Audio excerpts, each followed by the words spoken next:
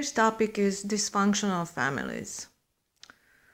Well, if you were born into dysfunctional families, meaning dysfunctional is narcissistic, disconnected people, no self-knowledge, nothing intimate with themselves. It's always trying to please other people. They are hooked on pleasing other people. So you've learned that pattern when you were little.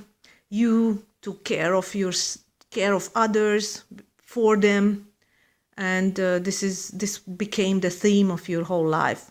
I'm an intuitive empath, as you know it, and I was born into dysfunctional family members. Father, mother, they were both completely disconnected in that sense. My father, not that much, but my mother even, more. But also eventually, my father was dealing with that kind of anxiety constantly. He became an alcoholic. Of course, my mother was this people pleaser. Eventually, I went through all of their borrowed lives and that stages. And then my ex and my lover was a narcissistic one, of course, because this is what you can bring in when you are in that vibratory field. This is what you maintain within yourself. So I became this caretaker for my mother when I was little, right? She, so-called could not really take care of herself emotionally. She was this victim mindset. She had that. But also, of course, when you have a victim mindset, is also narcissistic. It's just, all this crap, whatever. You have to know psychology, and you have to have the knowledge, the deeper understanding of your own soul before you can really completely understand the dynamics of these families. Because there's just so many facets, I don't have time to explain each and every one of them. But in other videos, I might be touching always some part of it again. Anyway, so dysfunctional family, eventually you go back for a while you are having these times when you are really doing the deep dark night of the soul, that process. And then you dig up all that stuff to process. And so basically it also shows up not wanting to attend family events, okay? And because at that time you are just so into yourself that you will be less into other people, okay? Because you're rearranging, you're rewriting your hard disk, basically. And so all those distorted patterns that you took on from your parents has to be deleted. It has to be released. It has to be understood, feel the feelings of it, release it. So the pain is the cure. So you're going to go through the pain in order to free yourself up, to heal, and all that stuff. So consciously, subconsciously is still in there, but you have to bring it up to a conscious level in order to be understood, released, have a higher understanding of all that. And, basically you diffuse the anger of it, all that stuff. It has to be dissolved. And so it cannot be pushed down. You cannot keep suppressing it because it's just going to accumulate. And it's like a whirlwind. It's a whirlwind. And it's really like a volcano. It's a time bomb. So if you're not going into that, it's going to become a time bomb, and it's going to show up in all kinds of addictions, etc., etc. So you have to become that person who will be able to give permission to herself. So basically you're healing the inner child and you're maturing. So dysfunctional families are here, so touch the positive side of it, are not here to destroy you. However, it can go both ways. So if you're not bringing this into consciousness and you don't understand the theme of this whole thing, it can become, an addiction, and it can become this. You can end up in obsessions. You can end up in paranoia. You can end up in really addictive behaviors and really go into destruct. You either will destruct yourself, or there are people who destruct others because they just don't know how to deal with these feelings. They don't dare to feel it. They don't want to think it. They don't want to go through the pain of understanding and bringing that to the surface. Because the third option is that you heal yourself completely.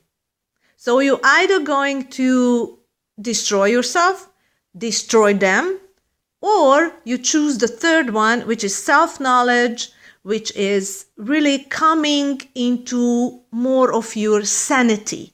Because whatever you were before was insane. That was insane. You did not understand the insane. Of course, you cannot understand the insane, but you started searching for the sanity within, and you actually realized that harmony can only be found within yourself. And you kind of shift the focus trying to find harmony with other people or through other people. That's going to be done. It's going to be deleted. And you come into the place of power within yourself where harmony is possible. That is the only place where you will find harmony. It's a me and me as a team, okay? And of course, in your case, it's you and you as a team. So you become this God self-realized God who knows that you cannot control other people, you cannot control the world and the events of the world, you cannot control what the neighbor does, you cannot control what the dog does, you cannot control what so-called friends do, and your family members, your mother, your brother, your sister, or whoever. You cannot control that. So you will stop using them as an excuse to make yourself unhappy and constant anxiety. Basically, you're going to rise above it, but first, of course, you're going to go deep into it. And so basically, the purpose of dysfunctional families are to assist you, to help you to come into your power. And when you no longer look at it as a source of anxiety.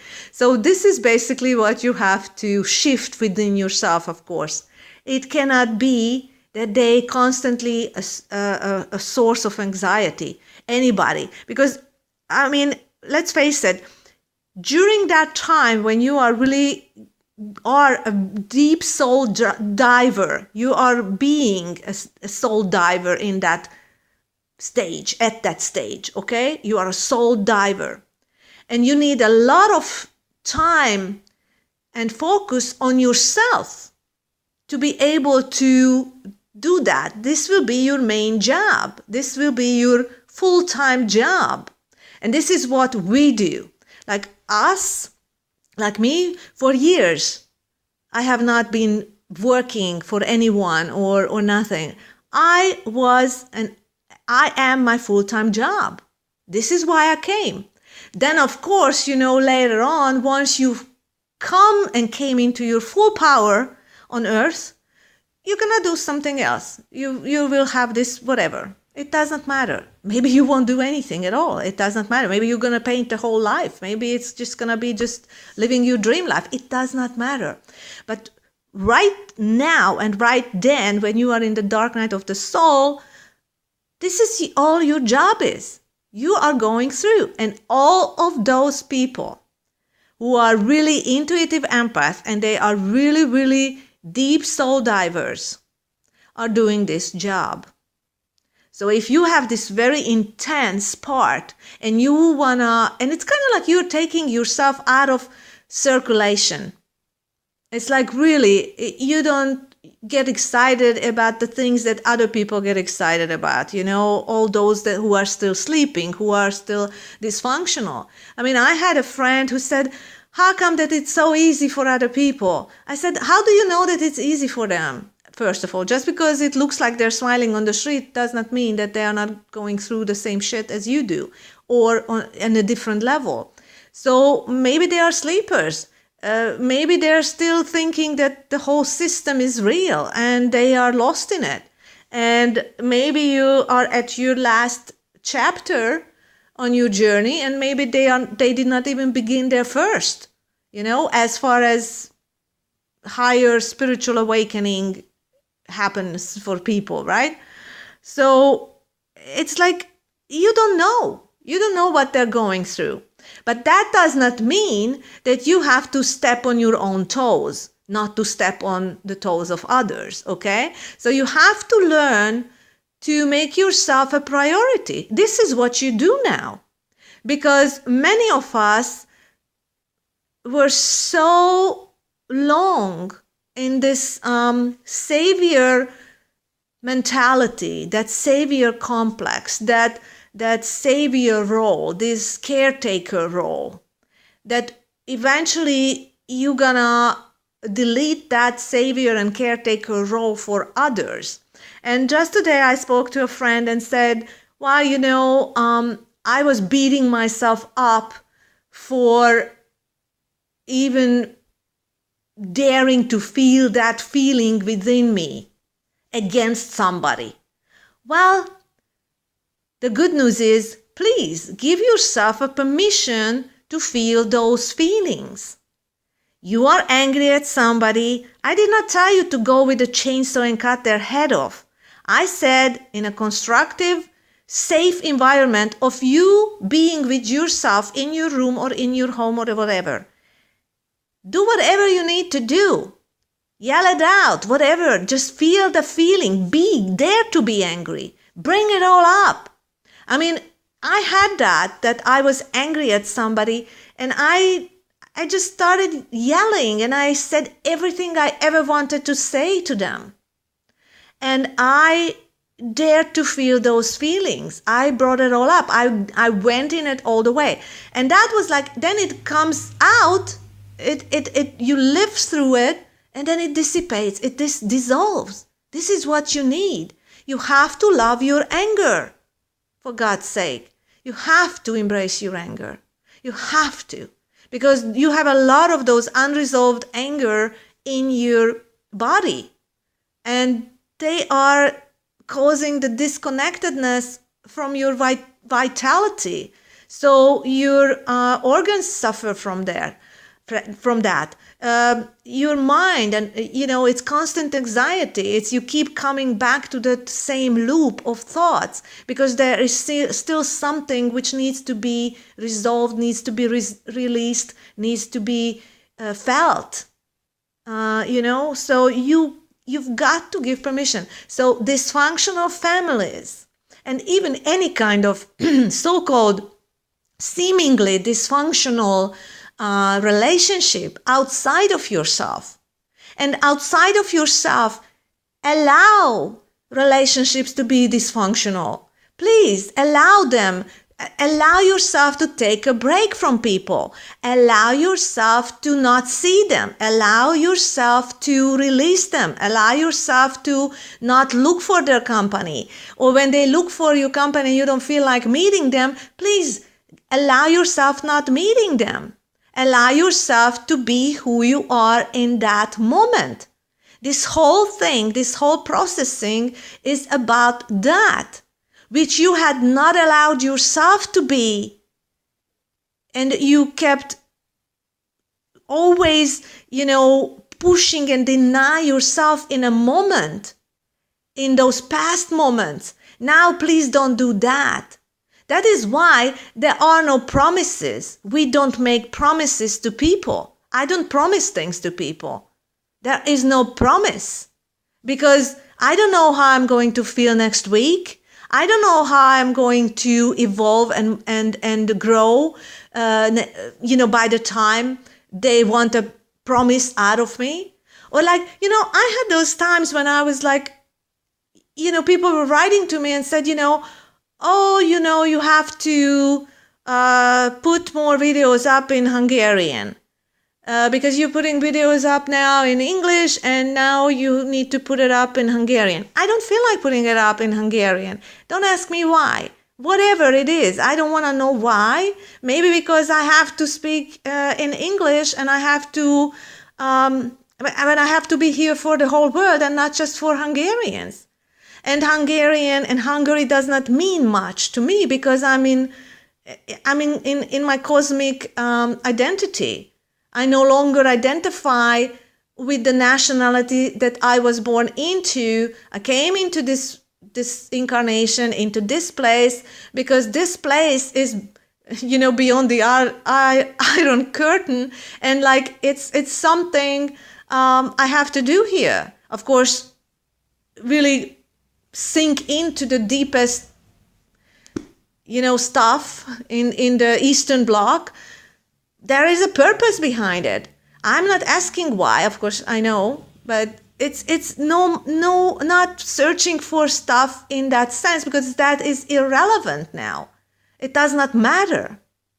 And I chose this to be incarnated into these people, but I did not live the majority of my life here. I mean, yes, in a way, yes, but that was the childhood and all that stuff.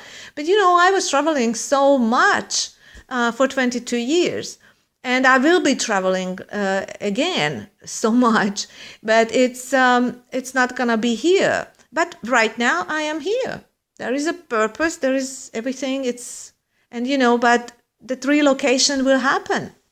So anyway, give permission to yourself. Do not ask for permission from other people. Do not ask for validation. Do not ask for understanding. Do not ask for anything. They don't give you. It's like, the funny thing is, I sometimes talk to the neighbor girl because we were talking about these things. And it was so funny, how she said to my mom, please tell her that she is smart and she has all this knowledge and she knows so much and she has all this wisdom coming out of her and whatever. My mother could not say it. And I'm never going to get it from her. Eventually I realized, wow, my mother is the one person. If somebody would say, who is not seeing you? Really? I would say it's my mother. But who gives a shit if he or she sees me or not? The funny thing that I even had that dream about my mother and father standing beside each other. My father died in 1995. But funny, because in that dream, like I don't know, it's 2 years ago or so, my father kneeled in front of me. He stepped over to me and kneeled down and kissed my hand.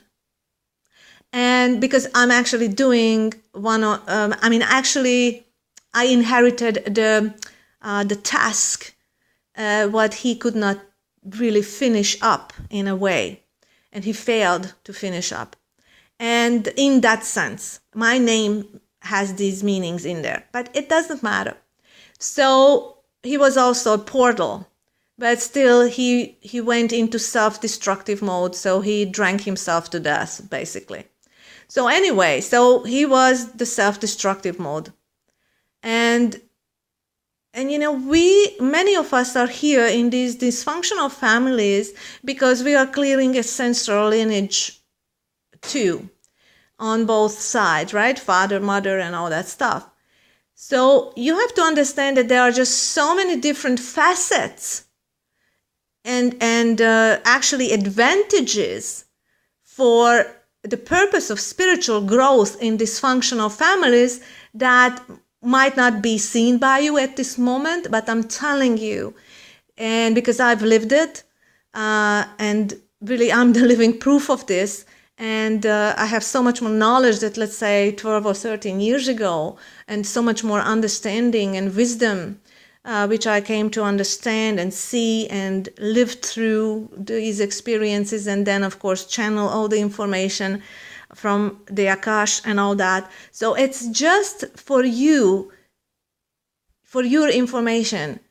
Stop asking them to understand you, to validate you, to approve you, to treat you like you're a child. Because of course, they usually say for a mother, you're always a child. Well, guess what? In their eyes, you can be a child if they want you to be, but do not act like it, okay? Yeah, for them, that's who you are. You never, in their eyes, you're never going to be the person that you are, actually. They cannot see you because they don't see themselves. So you have to understand, a person who cannot see themselves, who is lacking self-knowledge and deeper soul-diving experiences, will never be able to see you for who you are. You could be a worldwide famous person, and they will still see you as little or their child or whatever. And maybe it would take a long, long time before they could even admit that you are something more. And it's a very interesting movie if you look at or watch the Rock Hudson movie, and where he already made the movie, and his mother could, just could not see him for who he was, and it was his constant critic and all that. But eventually you just pull your shoulder and say, who gives a shit, right? Who gives a shit about how they see me? Who gives a shit about what they think of me? Who gives a shit? I mean, basically you're just gonna not give a flying fuck anymore about who sees what or whatever. You know that all those people that needs to see you will see you. And the ones that don't see you don't matter whatsoever. It does not matter because they don't belong to your future. Or they might rejoin you, like, I don't know, 10 years later or 5 years later or 3 years later, and they start seeing you for who you are. But previously, they just couldn't. And that's okay. And that's okay. They don't need to see you. And a lot of times it helps if you leave them be. Meaning you gotta move away maybe from the city. You gotta move, I don't know, to a different country. You've got to go. You get away. Not because, they're bad people. You just need you to be you on your own without anyone. And, and I don't know if you recently felt, some of you might felt that you need to, I don't know, it just came as a feeling to me. I need to go into a place where nobody knows me. So it was this kind of like this feeling in my heart. I don't want to see people who know me. And I want to be in a place where nobody knows me. And so this is unfolding for me. I don't know where you are on your journey. If you had some kind of wishful feeling for that, of course, at the same time, you also say, listen, I'm not running away from me. I just know that it is time for me to leave these people behind. And all those themes came up during my years, many times, even with friends. And sometimes I was there at a friend place and for quite some time because we were going to some seminars, etc., etc. And all of a sudden I felt, is it time for me to let them go?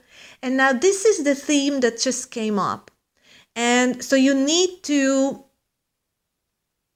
consult yourself. Don't consult others on that unless you know that they are in the vicinity of your frequency, in the vicinity of your consciousness. Because any disconnected person will actually give you a completely different answer, which you feel in your soul heart for you to be true. And don't consult people that are less in knowledge, in wisdom, in consciousness, in multidimensionality, in sensory perception, because those people know. And I would always say, but always rely on yourself. Always rely on what you feel, what you know, what you sense for yourself. And do not let anyone to talk you out of it. This is a big, big, big thing. And it's also like many of you will be the next generation in spiritual leading and leadership. it doesn't matter in what community or on what level, it doesn't matter. Some of you will be worldwide famous, other will be, doing something in their community or in their nation. It doesn't matter. Whatever that you do, whatever you will be, or you're gonna find joy in, and some of you will not be in front of the eyes of others because you are going to do some higher work and energy and gate opening and grid opening. There are going to be different things that you're going to do. But anyway, being and becoming influential, meaning let's presuppose you're going to be the next generation's spiritual leader, right? The other ones are dying out and you're coming in because you are anchoring something newer than what they were saying. So it's like bridging and then going into new and new and new and newer and newer. And so let's say you will be a very powerful and influential person in the future. What you have to know is, first you need to become that energetically. And energetically becoming that person means you cannot be influenced. You cannot have outside influences taking you off course and derail you, because you are so weak in your self-presence and self-awareness that you allow other people to derail you with their ideas, which is less on the level of consciousness and on that scale, okay? So this is what you have to understand. You have to know what your frequency is, where you are on the level of consciousness, of course, on your thing. You have to know, and I'm not talking about being fanatic and not being open to ideas.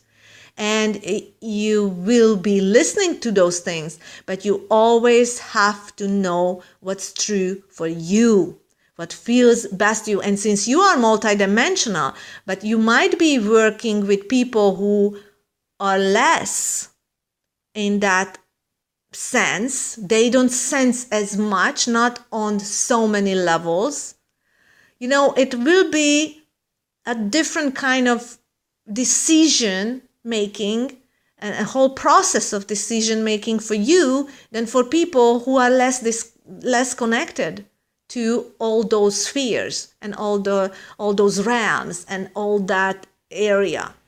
So you need to be very strong in your field. Your field has to be just, and maybe you will be someone who will be standing on a stage where you don't even talk. It's just gonna be, you're gonna hold that light within you just by being. And many of us come to that just by being. And we will not communicate in the future this much by language, because we already know how regular human language can be misunderstood, especially by those people. I mean, let's just look at, I will mention who became more and more famous recently in the last few years, Brako. And he is a great example. He is standing on a stage and there are many people in the room and he is just gazing at them. And they just gaze into his eyes and his eyes, and that's it. That's it. Does not use any words, because human language can be misunderstood if the person is not in the vicinity of your frequency. So that is why you have this greater and greater gap between people who are less conscious than you are, and then you have these things which is also accepting that and come into alignment with the fact that this happens, and it's okay. And it's okay. And accept that because you will beat yourself up a lot in the beginning by, okay, what's happening? I mean, everybody is, it's like they don't understand me. I don't, it's like, okay, we're speaking in different language and we're speaking the same language. What happened? You've got to give yourself a break and be gentle with yourself and really just come into alignment with that thing that outside preconceived harmony does not exist. The harmony has to be present in yourself. And the moment you become omnipresence, you will let go of the false idea of other people being in harmony with you, or with what you say, or with what you do, or with how you are, or how you be, and all this. You've got to let go of the idea that harmony exists outside of you. It's not because you go out and shoot people and all that stuff. No, you are just you. You are just you, and you're not asking anyone to do anything anymore for you, to accept you or validate you or appreciate you or any of that. You are just you. And you are peaceful, and you are just you. You just love you, and you are this presence. You are this presence. You are omnipresence. And maybe later on you will not even talk to anybody because there is no point, We only make these videos, we only make these recordings for those who has to hear it. It helps them. It confirms their particular stage of their development and growth and path and whatever. And this is it. We are, in a way, and I always had those who, when I listened to, they were kind of confirming what I already knew. So this is what's happening. So each and every one of us are doing this, but we are not out there forcing other people to be who they are not. And maybe in the beginning you do this, but later on you just say, okay, whatever, let them do whatever they want to do. And as far as I'm concerned, I thought, this is so great because I don't know, like months ago or so, I went to a wine bar where they had this exhibition of a painter, a few pictures, and I talked to this guy he sat down at my table and then we talked, and I asked a few questions from him, but he was not really much into talking. And I was just really happy to see his pictures because they were really great. And then he said, well, I usually say in an interview, I learned how to paint in order to not speak. And it was such a great sentence. And it was like, I completely understood him, because it's really, look at my picture. It will give you the colors, the frequency of the colors, whatever. Just see in it whatever you are ready to receive out of it right now. And there is, why to talk? Why to talk? And when I see myself in the future, I see myself being in my own place, sitting, maybe writing, maybe painting, maybe walking on the beach. I don't know. It's, not much so-called thing is happening in that sense, but that is perfectly beautiful and so simple and so joyful and so, I would say 95% of the time I enjoy being with me. And artists, writers, whoever are like that, because it doesn't mean that you're not enjoying, and you're not extrovert too. You are, because I can feel very good, but it gets shortened. I meet somebody, maybe talk 2 minutes, 3 minutes, maybe 20, if it's interesting, because they are on my level of frequency. And if not, and that's just spontaneous, and let's not pretend it to be anything else. And then we just go in our separate ways and enjoyed it, and that was it.